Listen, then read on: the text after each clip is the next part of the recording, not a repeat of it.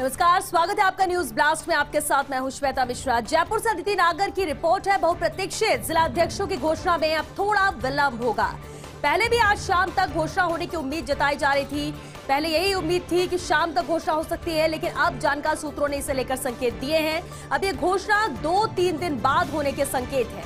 इस प्रकार अब मंत्री बनने वाले लोगों के साथ साथ संभावित जिला अध्यक्षों का भी इंतजार और उत्सुकता और भी बढ़ गई है, जो कि पहले कहा जा रहा था कि शाम तक इसकी घोषणा की जा सकती है। पहले आज शाम तक घोषणा होने की उम्मीद थी, लेकिन अब जानकार सूत्रों ने इसे लेकर संकेत दिए हैं। ये घोषणा 2 से 3 दिन बाद होने के संकेत है और इस प्रकार अब मंत्री बनने वाले लोगों के साथ साथ संभावित जिला अध्यक्षों का इंतजार भी बढ़ गया है और उत्सुकता भी।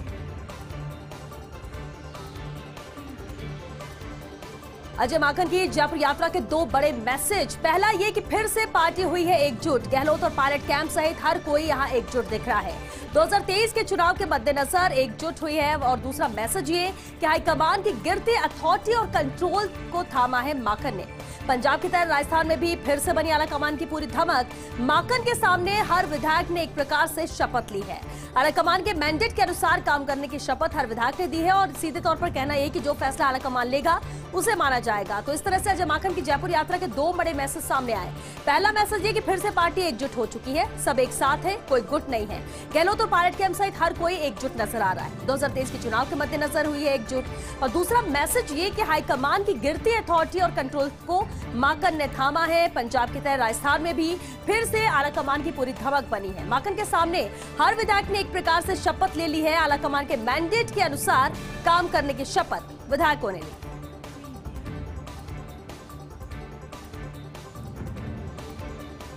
वरिष्ठ संवाददाता योगेश शर्मा की रिपोर्ट। अजय माकन का आत्मविश्वास। जाने अनजाने में खुद को ही बता दिया दिल्ली अर्थात आलाकमान। माकन ने गांधी परिवार के पुराने वफादार और शायद इसी भावना से प्रेरित होकर उन्होंने ऐसा उत्साही बयान दे डाला। यदि सचमुच आलाकमान ने मान ली माकन की सारी सिफारिशें, तो कई वर्षों बाद एआईसीसी जनरल सेक्रेटरी के पद का रुतबा बढ़ेगा और इस पद की डाइल्यूट हुई प्रतिष्ठा और अथॉरिटी यहाँ पर फिर से कायम होगी। ये नजर आ रहा है, क्योंकि उत्सुकता में जरूर ये बयान अजय माकन ने दिया है, जहां उन्होंने कह दिया कि मैं ही दिल्ली हूं। जाने अनजाने में ही खुद को बता दिया दिल्ली अर्थात आलाकमान। माकन गांधी परिवार के पुराने वफादार है और शायद इसी भावना से प्रेरित होकर ही उन्होंने ऐसा उत्साही बयान दे दिया। यदि सचमुच आलाकमान ने माकन की सारी सिफारिशों को मान लिया, तो कई वर्षों बाद एआईसीसी जनरल सेक्रेटरी के पद का रुतबा बढ़ेगा और इस पद की डाइल्यूट हुई प्रतिष्ठा और अथॉरिटी फिर से कायम होगी।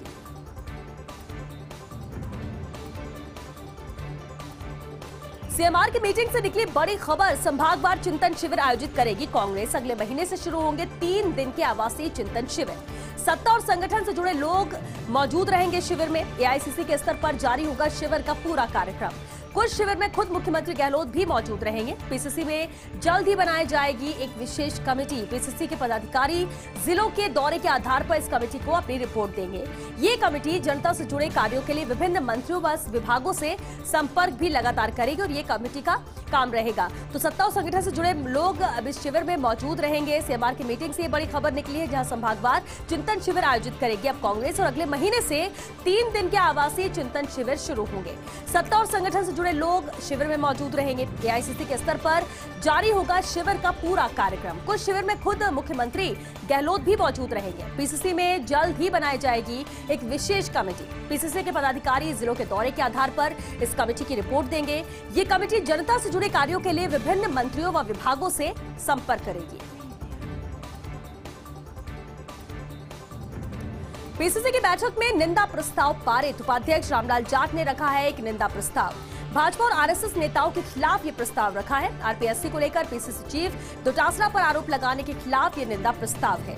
आरएसएस प्रचारक निंबाराम को गिरफ्तार करने की मांग की जा रही है। सभी पदाधिकारियों ने एक मत से निंदा प्रस्ताव यहां पर पारित किया है। तो सबकी एक राय है और एक मत से यहां पर निंदा प्रस्ताव पारित किया गया है। पीसीसी की बैठक में निंदा प्रस्ताव पारित किया गया। उपाध्यक्ष रामलाल जाट ने ये एक निंदा प्रस्ताव रखा था। भाजपा और आरएसएस नेताओं के खिलाफ ये प्रस्ताव रखा गया। आरपीएससी को लेकर पीसीसी चीफ डोटासरा पर आरोप लगाने के खिलाफ ये निंदा प्रस्ताव है। आरएसएस प्रचारक निंबाराम को गिरफ्तार करने की मांग है। सभी पदाधिकारियों ने एक मत से निंदा प्रस्ताव पारित किया। बढ़ सकती है वेट एमनेस्टी योजना के पहले चरण की समय सीमा। 31 जुलाई है एमनेस्टी योजना 2021 के पहले चरण की समय सीमा। करदाता, कर सलाहकार और विभाग की सक्रियता बढ़ने के आसार हैं। योजना को लेकर विभाग के चलाए जागरूकता अभियान से ये परिणाम आए। अब बड़ी संख्या में करदाता वेट के पुराने विवाद निपटारे में अपनी रुचि दिखा रहे हैं। व्यापारिक व औद्योगिक संगठन भी योजना को लेकर सक्रिय हुए हैं और अब अंतिम समय सीमा नजदीक आने के कारण इसे बढ़ाने की अब मांग उठ रही है। कर सलाहकार ही नहीं, विभागीय अधिकारी भी समय सीमा बढ़ाने के पक्षधर हैं। अब भी बड़ी संख्या में वेट विवादित मामलों का निस्तारण नहीं हो सका है और अब तक विवादित मामलों के महज 25% करदाताओं ने ही इसे लेकर रुचि दिखाई। जागरूकता अभियान व विवादों के ऑन स्पॉट निस्तारण से योजना को यहाँ पर गति मिली है।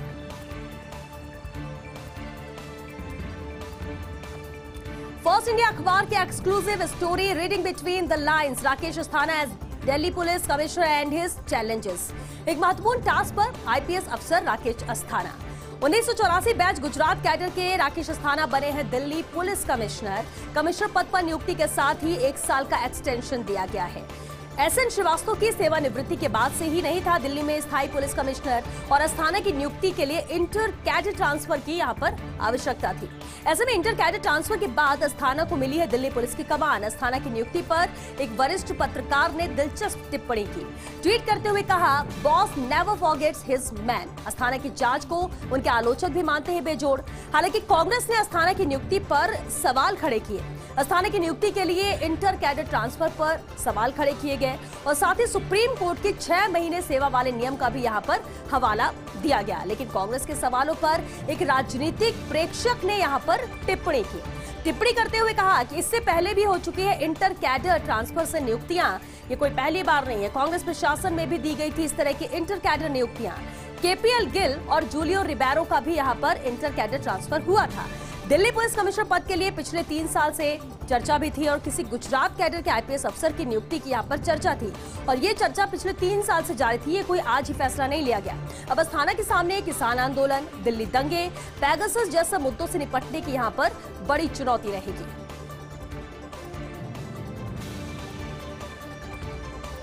डॉक्टर डीएन पांडे को वन विभाग की कमान, हेड ऑफ फॉरेस्ट बने हैं डीएन पांडे। गुड बुक में होने का उन्हें फायदा मिला है। कई अहम पदों पर सेवाएं भी दे चुके हैं। 1988 बैच में सबसे वरिष्ठ आईएफएस अफसर है पांडे।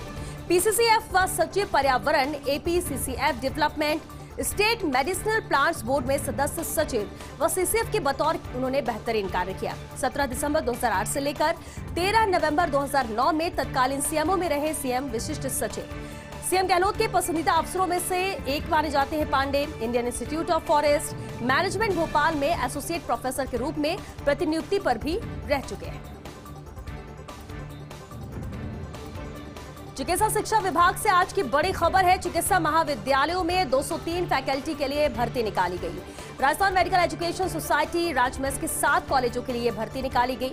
19 विषयों में प्रोफेसर, एसोसिएट प्रोफेसर और असिस्टेंट प्रोफेसर के लिए आवेदन मांगे गए। इनमें से एनाटॉमी में 12, फिजियोलॉजी में 9, बायोकेमिस्ट्री में 9, माइक्रोबायोलॉजी में 7, फार्माकोलॉजी में 8, पैथोलॉजी में 20, फॉरेंसिक मेडिसिन में 7, पीएसएम में 14, वहीं जनरल मेडिसिन में 18, तो पीडियाट्रिक्स में 14 और साइकेट्री में 5, लेप्रो एवं वेन यानी स्किन में 5, जनरल सर्जरी में 8, ऑर्थोपेडिक्स में 16, ईएनटी में 5, ऑप्थोमोलॉजी में 6, ऑब्स्टेट्रिक्स एंड गायकोनोलॉजी में 9, एनेस्थीसिया में 12, रेडियो डायग्नोसिस में 19 पद पर आवेदन दिए गए हैं। 6 अगस्त से इन पदों के लिए ऑनलाइन फॉर्म भी भरे जा सकेंगे। आवेदन की अंतिम तिथि 23 अगस्त 2021 है। इंटरनेशनल यात्री फ्लाइट्स पर 31 अगस्त 2021 तक रोक लगी है। डीजीसीए ने आदेश जारी कर बढ़ाई है रोक की अवधि। हालांकि कार्गो फ्लाइट्स का यहां पर आवागमन होता रहेगा। विशेष अनुमति प्राप्त फ्लाइट्स भी यहां पर संचालित होती रहेंगी। वंदे भारत मिशन व एयर बबल फ्लाइट अनुमति से ये संचालित होगी।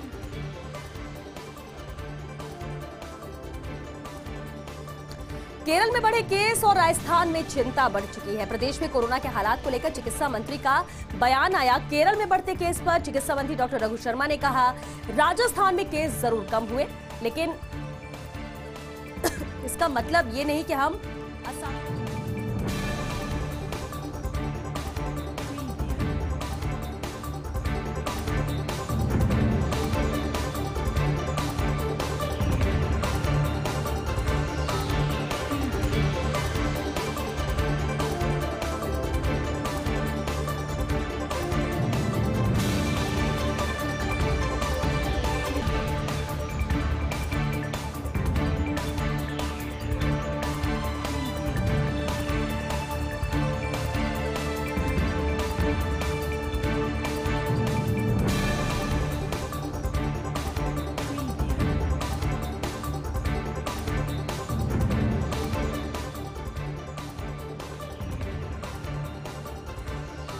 केस बढ़े, राजस्थान में चिंता है और इसे लेकर रघु शर्मा ने भी एक अहम बयान दिया। रघु शर्मा ने कहा कि राजस्थान में केस जरूर कम हुए हैं, लेकिन इसका मतलब ये नहीं कि हम असावधानी बरते। हम बार बार मास्क लगाने और सैनिटाइजेशन के लिए कहते हैं, लेकिन केस कम होते ही लोग लापरवाही बरतने लगे। यदि तीसरी लहर आती है तो उसके लिए जिम्मेदार हम खुद होंगे।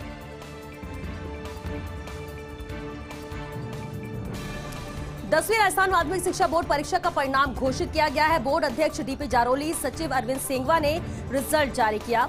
कोविड के चलते इस बार सभी विद्यार्थियों को प्रमोट किया गया है। 10वीं बोर्ड का कुल 99.56% परीक्षा परिणाम रहा। परीक्षा में 12,49,833 विद्यार्थी यहां पर पास हुए हैं। छात्राओं का 99.62% और छात्रों का 99.51% रिजल्ट रहा। प्रवेशिका का कुल 99.41% परीक्षा परिणाम रहा है। छात्राओं का 99.47% और छात्रों का 99.36% यहां पर रिजल्ट रहा। प्रवेशिका में कुल 8,298 विद्यार्थी पास हुए। वरिष्ठ उपाध्याय का कुल 99.79% परीक्षा का परिणाम रहा। छात्राओं का 99.89%, तो वही छात्रों का रिजल्ट रहा 99.69%। वरिष्ठ उपाध्याय परीक्षा में कुल 3,741 छात्र सफल हुए। 12 लाख विद्यार्थियों का इंतजार खत्म हुआ है। राजस्थान माध्यमिक शिक्षा बोर्ड की 10वीं का रिजल्ट यहां पर जारी हुआ। प्रवेशिका, वरिष्ठ उपाध्याय का रिजल्ट भी यहां पर जारी हुआ है। माध्यमिक व्यावसायिक परीक्षा का भी रिजल्ट जारी किया गया। बोर्ड अध्यक्ष डीपी जारोली ने ये परिणाम जारी किए। तो 12 लाख करीब विद्यार्थी थे जिन्हें इंतजार परिणामों को लेकर था। इंतजार खत्म हुआ है। आज 10वीं का रिजल्ट जारी किया गया। राजस्थान माध्यमिक शिक्षा बोर्ड की 10वीं का रिजल्ट जारी हुआ है। प्रवेशिका, वरिष्ठ उपाध्याय का रिजल्ट भी जारी हुआ। माध्यमिक व्यावसायिक परीक्षा का भी रिजल्ट जारी हुआ है। बता दें आपको, बोर्ड अध्यक्ष डीपी जारोली ने ये परिणाम जारी किया। आज से मानसून फिर एक्टिव है। 3 जिलों में भारी बरसात के आसार हैं। अजमेर, सीकर और नागौर में 1-2 स्थानों पर अलर्ट है। भारी से अति भारी बारिश होने का भी अलर्ट जारी किया गया और इसके अलावा प्रदेश के अन्य इलाकों में बारिश का दौर चलेगा। जयपुर सहित 8 जिलों में भारी बारिश का ऑरेंज अलर्ट यहां पर जारी है। वहीं अगले 4 दिन प्रदेश में मानसून यहां पर सक्रिय रहेगा। भारी बारिश के आसार यहां पर है और भारी से अति भारी बारिश होने का अलर्ट प्रदेश में जारी किया गया। 3 जिलों में भारी बरसात के आसार बने हुए हैं अगले 4 दिनों में। जन जन की आस्था का प्रतीक रूडीचा धाम रामदेवरा। रूडीचा धाम में लगता है बाबा रामदेव का भादवा मेला। भादवा माह में लाखों की तादाद में पहुंचते हैं श्रद्धालु। भादवा मेले को लेकर श्रद्धालुओं और व्यापारियों में असमंजस की स्थिति है। क्या कोरोना के चलते भादवा मेले का इस बार आयोजन होगा? गत वर्ष प्रशासन ने किया था कोरोना के चलते मेला स्थगित। वह देश के कोने कोने से श्रद्धालु पहुंचते हैं रूडीचा धाम। राज्य वक्फ बोर्ड सदस्य की चुनाव प्रक्रिया शुरू हो गई है। सांसद, विधायक, बार काउंसिल और 2 मुतव्वली सहित कुल 5 सदस्यों के नामांकन भरने की तिथि यहां पर घोषित की गई। चुनाव के लिए नामांकन प्रक्रिया शुरू होगी 6 अगस्त से। 17 अगस्त को सदस्यों का चुनाव होगा। सांसद, विधायक और बार काउंसिल मेंबर निर्विरोध चुना जाना यहां पर तय है और उसके बाद चेयरमैन पद के लिए चुनाव प्रक्रिया भी शुरू हो जाएगी। तो चुनाव की नामांकन प्रक्रिया शुरू होगी अब 6 अगस्त से। चुनाव प्रक्रिया के लिए सांसद, विधायक, बार काउंसिल और 2 मुतव्वली सहित कुल 5 सदस्यों के लिए नामांकन भरने की तिथि घोषित की जा चुकी है।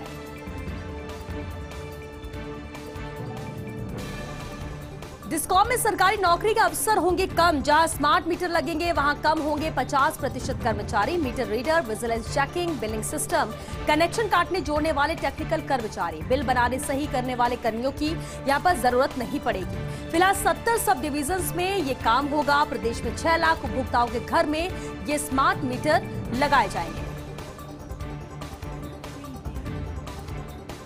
खाद्य विभाग से खबर है, प्रदेश में मैपिंग एवं सीडिंग का काम 86% पूरा हुआ है। सार्वजनिक वितरण प्रणाली के लाभ जन आधार कार्ड से देने की कवायद है।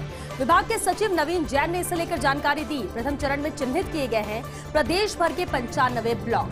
इसमें एनएफएसए राशन कार्डधारी परिवारों के सदस्यों की मैपिंग सीडिंग का काम 86% पूरा होगा। जैन ने बताया कि 1 जुलाई से प्रथम चरण संचालित किया गया है, जिसमें 59 ग्रामीण एवं 36 शहरी सहित 95 ब्लॉक को शामिल किया गया और इसमें 7,38,000 परिवारों में से 6,66,000 परिवारों का मैपिंग एवं सीडिंग हो चुका है। उन्होंने बताया कि द्वितीय चरण में 111 ब्लॉकों को इसमें शामिल किया गया है। प्रदेश में द्वितीय चरण का संचालन 1 से 31 अगस्त तक किया जाएगा और इस दौरान राशन डीलर्स द्वारा संबंधित परिवारों से निर्धारित प्रपत्र में सूचनाएं भी भरवाई जाएगी।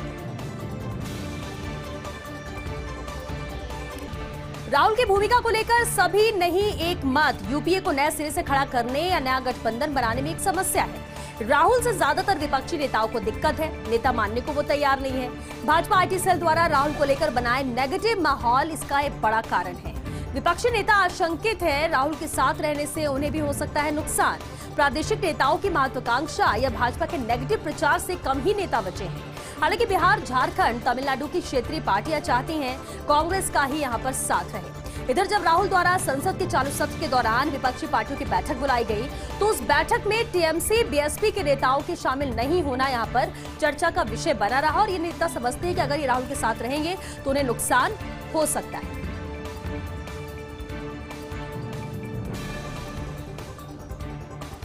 कांग्रेस नेतृत्व वाला यूपीए है कहां? कहने को तो भाजपा वाला एनडीए भी नहीं है ज्यादा सक्रिय, क्योंकि कई सालों से एनडीए के घटक दलों की बैठक नहीं हुई। उसी तरह वर्तमान में कांग्रेस नेतृत्व वाला यूपीए काफी कमजोर है। पवार और उनके करीबी नेता अलग विपक्षी गठबंधन बनाने के प्रयास कर रहे हैं। वैसे भी शरद पवार की राजनीति कांग्रेस नेताओं को कम ही समझ आती है। पिछले दिनों प्रधानमंत्री से हुई पवार की मुलाकात ने भी दिया था कई अटकलों को जन्म। वहीं पवार ने राहुल को लेकर कई ऐसे बयान दिए जिससे नई पीढ़ी के नेता यहां पर नाराज हैं। फिलहाल एसपी, बीएसपी, टीएमसी, आप आदि प्रमुख विपक्षी पार्टियां भी यूपीए का हिस्सा नहीं है। कहने को तो यूपीए में 40 पार्टियां दिखाई देती हैं, लेकिन इनका कोई भी खास वजूद नहीं है और इसलिए कांग्रेस नेतृत्व को मानने वालों को साथ लाकर बनाना चाहिए नए सिरे से गठबंधन। ममता ने मोदी से सियासी बात की या नहीं, इसकी काफी चर्चा है। दिल्ली कूच को लेकर सभी ने लगाए थे कई तरह के कयास। दीदी विधान परिषद के गठन को लेकर बात जरूर करेंगी। विधानसभा से प्रस्ताव पास पर संसद के दोनों सदनों की हरी झंडी जरूरी है। ऐसा होने पर मुख्यमंत्री बने रहने के लिए 6 माह में विधायक बनने की दिक्कत यहां पर नहीं होगी। लेकिन अभी किसी को नहीं मालूम कि प्रधानमंत्री से इस मसले पर डिस्कस हुआ भी है या नहीं। राज्य की 7 सीटों पर भी उपचुनाव को लेकर किसी तरह की चर्चा नहीं की जानकारी यहां पर नहीं है। वैसे सीएम उद्धव ने तो प्रधानमंत्री से चर्चा कर विधान परिषद का मसला एक दिन में हल कराया था और ममता भी प्रधानमंत्री के समक्ष ऐसा प्रस्ताव रखती तो सद्भाव दिखाया जा सकता था। दीदी से कितनी दूर है दिल्ली? लोकसभा में विपक्ष का चेहरा बनने को बेताब है ममता। दिल्ली चलो ममता के कैंपेन में दिखी मोदी जैसी कुछ समानताएं भी। जब मोदी ने दिल्ली कूच किया तो पीके साथ, अब ममता ने किया तो पीके भी ही है साथ। और तब मोदी के पीछे संघ का अखिल भारतीय संगठन और एनडीए का गठबंधन था। लेकिन ममता के पास ना तो अखिल भारतीय संगठन है, ना ही कोई गठबंधन है। ममता की एक सकारात्मक बात यह है कि वो अटल, मनमोहन दोनों सरकारों में मंत्री रही है। दीदी माँ माटी मानुष की बात करती हैं, काली माँ की पूजा और चंडी पाठ करती हैं। दिल्ली के लिए ममता का पीके तो एक एडवांटेज है जो उनकी राह बना सकता है आसान। पीके को ही 2024 लोकसभा के लिए कांग्रेस को समझाना होगा कि उसकी राह नामुमकिन सी है। भाजपा को पराजित करने के लिए कांग्रेस ही ममता को विपक्ष का चेहरा घोषित करने में मदद करे। यानी पीके मोदी बनाम राहुल की बजाय मोदी बनाम ममता मुकाबला बनाने में कांग्रेस को मना ले तो ममता के रास्ते की मुश्किल काफी हद तक कम होगी और अगला चुनाव काफी दिलचस्प होगा। और चलिए 6 न्यूज ब्लास्ट में फिलहाल के लिए इतना ही। नमस्कार।